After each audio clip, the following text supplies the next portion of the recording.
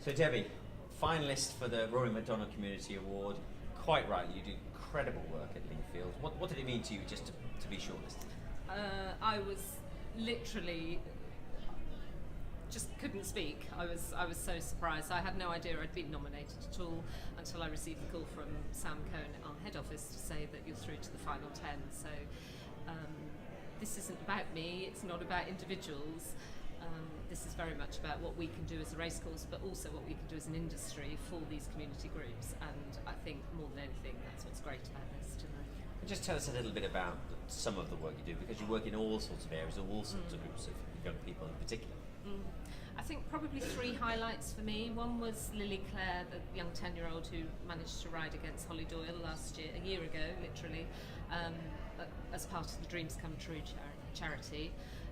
Lily and her family are coming back to Lingfield on Saturday for the Winter Derby. It's a year, so they're coming as our guests. That's been a highlight. I met a young girl at the Ebony Riding School through a visit as part of the Take the Reins project we're doing, working with disadvantaged young people in South London and in Yorkshire. She's now gone on to do a course at the Stud, and she's been employed by Godolphin. That's fantastic. Again, just signposting people in the right direction.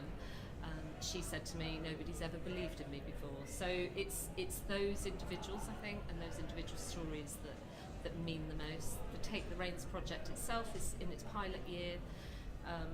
We're helping literally hundreds of young people and just introducing them to the sport and to the opportunities that are available to them in that sport.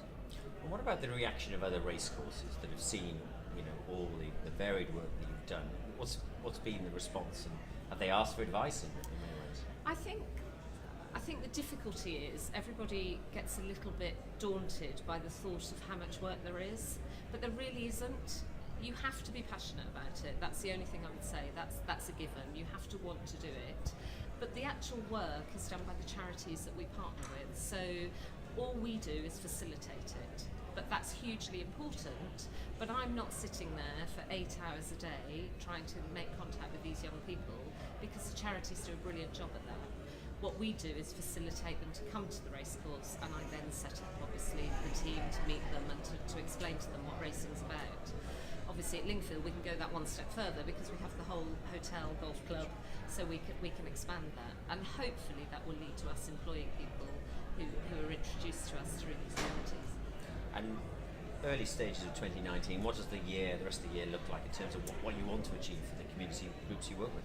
I think generally we will have all our charity race days that we always do. They're expanding all the time. The difference, I think, is that we now have a good relationship with those charities, so we understand what they're trying to achieve. They don't just come and shake a bucket at the end of the race day anymore. They're actually involved in the race day itself, so we try and work with them in partnership. For Take the Reins, we're halfway through or more than halfway through the pilot project. We'll be doing an impact study on how that's worked. And we're specifically looking at a number of individuals who can come and do some meaningful work experience at Lingfield.